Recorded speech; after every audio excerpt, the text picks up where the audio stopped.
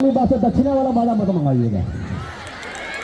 कर्म करिए तो बेहतर करिए, क्योंकि आप गुरुजन सभी हैं। मैं यही बताना चाहता था अपनी बहनों से, जब हाई स्कूल का रिजल्ट आता है और इंटर का जब रिजल्ट आता है तो टॉप पेपर में हमारी बहनें टॉप करती। कारण साफ है कि हमारे यहाँ पर अभिभावक बंधु बैठे हैं।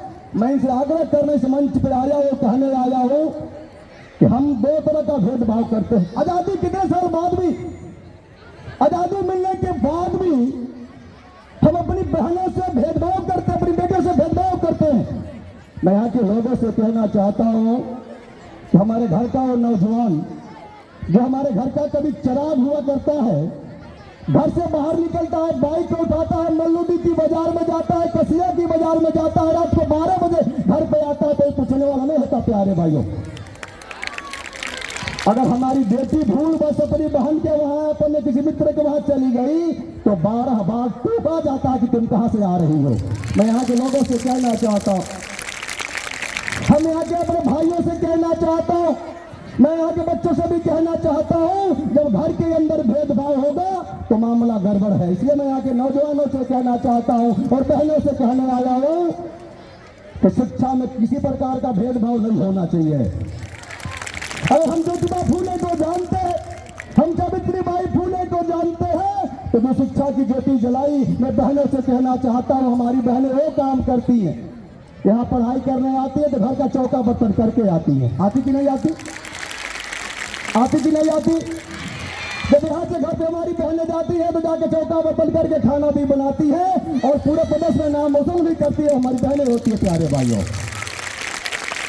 अगर एक गिलास पानी हमारे भाइयों को समय से ना मिले तो बहन को डांट भी लगाई जाती है। शायद हमारी बहन साथ में पढ़ने आती है, साथ में पढ़ने आती है। वर्मा जी से मैं कहना चाहता हूं, इस इतिहास, इस विद्यालय का इतिहास को खगा लेंगे तो यहाँ पे भी बच्चियां ही आगे मिलेंगी, मेरा मानना है। इसलिए मैं धर्मेंद्र यादव जी से कहना चाहता हूं, जो अभिभावक संघ के अध्यक्ष यहाँ पे बैठे, उनसे कहना चाहता हूं कि आप लोग चिंता करिए कि अभाव में जो प्रभाव पैदा करता है उसका नाम बेटियां हैं। जो अभाव में प्रभाव पैदा करता है, जो गरीबी में रहकर भी पढ़ना जानता है, जो पैदल स्कूल में आना जानता है, उसका नाम बेटियां होता है। मैं कहना चाहता हूं प्यारे भाई, हमारी बेटियां, अभी झांसी की रानी का मंचन इस मंच पे हो रहा था। मैं अपनी बहनों से कहना चाहता हूं, अपनी बेटियों से कहना चाहता हूं, अगर तुम झांसी की रानी भी बन सकती हो तो जिस दिन तुमने कलम उठा लिया, इतिहास भी गवाह है प्यारे भाइयों, इस जिलाधिकारी की कुर्सी पर हमारी बहनें बैठने लगेगी। मैं कहना चाहता हूं, अभी हमारे सखोनिया से आए हमारे प्रिंसिपल साहब बता रहे थे कि शिक्षा वो शेरनी का दूध है, जो पिएगा वही दहाड़ेगा। अगर हम झांसी की रानी बन सकते हैं, हमारी बेटियां झांसी की रानी बन सकती है, तो संकल्प लेके जाओ कि तुम्हारे माँ बाप भेदभाव करने दो, करते हैं तो करने दो।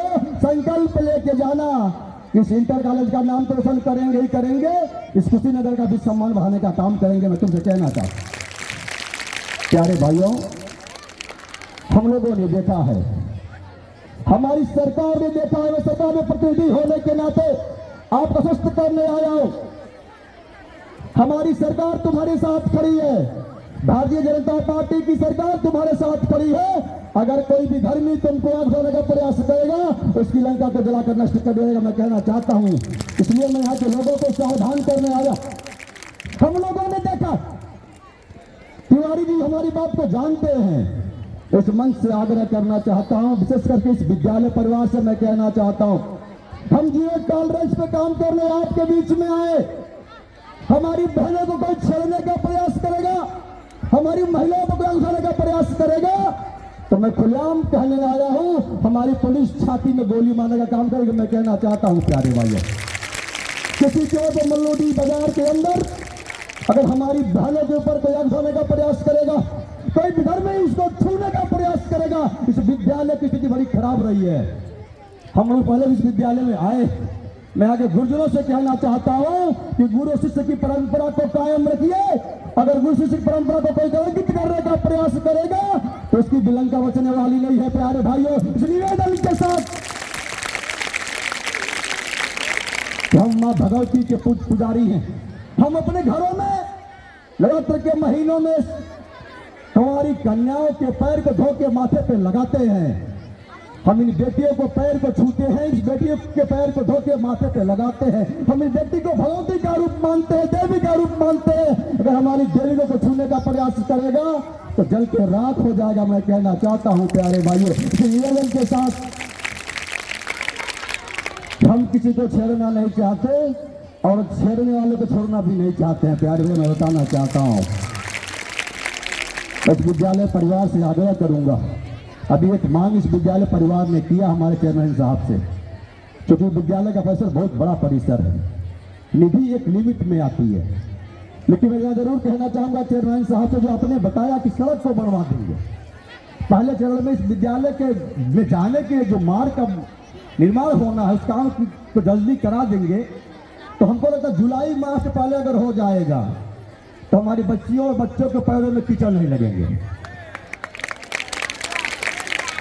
इस निवेदन के साथ, क्योंकि अगले कार्यक्रम में भी हमें दुधई बाजार जाने हैं, इस निवेदन के साथ जो विद्यालय परिवार शिक्षा का ज्योति जला रहा है, एक ग्रामीण अंचल रहा, अभी तो नगर पालिका में आ गया है, एक ग्रामीण अंचल रहा है, यहाँ पे हमारी बहनों की पढ़ने की सुविधा मिल रही है। हम लोगों ने देखा है कि हमारे घर के गार्जियन बच्चों को स्कूल में पढ़ने को भेजते हैं, लेकिन दूर इलाहाबाद, दिल्ली और बनारस भेजना होता है तो हमारे बच्चों को नहीं भेज पाते हैं। मैं अपने गार्जियन बंदों से कहना है, बार इसलिए कह रहा हूं कि आज की जो परिस्थितियां हैं, एक बात का मैं बात को बंद करूंगा, जो विद्यालय का माहौल है, जो जनपद का माहौल है, अभी एक बात बताना चाहता हूं, आप देखेंगे सभी बच्चों के हाथों में मोबाइल होगा, है कि नहीं है प्रिंसिपल साहब? बच्चों के हाथों में मोबाइल होगा, बेटे के हाथों में मोबाइल कम होता है। होता है क्या? होता है क्या?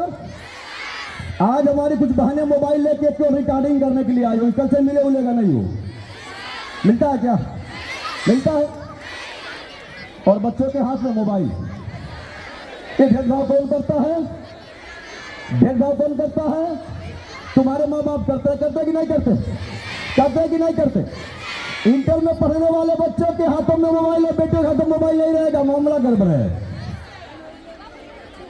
ये भेदभाव किस बात का हो रहा है? हम सभी के घरों में माँ की आवश्यकता होती है, बुआ की आवश्यकता होती है, मौसी की आवश्यकता होती है, शादी करने के लिए लड़कियों की आवश्यकता होती है प्यारे भाइयों, लेकिन भ्रूण हत्या कौन कराता है?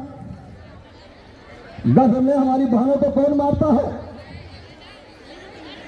अभी पंजाब के अंदर जाओगे तो हमारी बहनों की संख्या बहुत कम हो गई है पुरुषों की अपेक्षा। इस उत्तर प्रदेश के अंदर भी 1000 बच्चों पे 900 के आसपास हमारी बेटियां बची हैं। तो यही प्रबुद्ध वर्ग का काम है कि भ्रूण हत्या का काम हमारे माँ बाप ही करते हैं, यानी उनको बेटियों से परहेज है, उनको बेटियों से परहेज है। मैं यहाँ के लोगों से कहना चाहता हूँ, अगर आपका सम्मान कोई बढ़ा सकता है प्यारे भाइयों, तो बेटियां ही बढ़ाने के लायक काम करते, मैं कहना चाहता हूँ। इसलिए बेटियों से भेदभाव होता है, आत्मा को कष्ट। मेरी भी एक बेटी है, बेटियों से भेदभाव न करो। अगर बेटियां ही नहीं रहेंगी तुम्हारा जन्म भी नहीं हो पाएगा, मैं कहना चाहता हूं। जो लोग बात करते, जो भेदभाव पैदा करते हैं समाज के अंदर, जो समाज में बांटने का काम करते हैं, शायद बेटियां ना होती तो बच्चे पैदा ना होते। इसलिए मैं यहाँ के नौजवानों से कहना चाहता हूं कि अगर तुम्हारे घर में भी बेटियां हैं तो बहनों का सम्मान करना शुरू कर दो। जिस दिन हमारे भाई, इस समाज का नौजवान बेटियों का सम्मान करना शुरू कर देगा, जिस दिन हमारा भाई जानेगा कि अगर हम किसी की बहन को छेड़ेंगे तो हमारी बहन को भी कोई छेड़ने का काम करेगा। इसलिए मैं यहाँ के नौजवानों से कहना चाहता हूं कि माँ भगवती स्वरूपा देवियों का सम्मान करना सीखो। अगर हिंदू परंपरा में जन्म लिए हो, इस माँ भारती की भूमि पे जन्म लिए हो, हम भारत माँ की जय घोष करने आपके बीच में आए। हर मंच पे माँ भारती का जय घोष होता है, तो माँ भारती हमारी बेटियां हैं। इसलिए मैं कहना चाहता हूं, इन बेटियों के सम्मान में अगर नौजवान सामने आ जाएगा तो फिर दूसरा लंका पैदा नहीं होगा। मैं कहना चाहता हूं प्यारे भाइयों, निवेदन के साथ मैं आग्रह करना चाहता हूं कि हमारे प्रबुद्ध वर्ग यहाँ पे बैठा है, इस निवेदन के साथ कि जाति पात पूछे नहीं कोई, जाति पात पूछे नहीं कोई, हरि को भजे सो हरि का होई। इस भाव पर काम करिए। बाड़ी में धन्यवाद।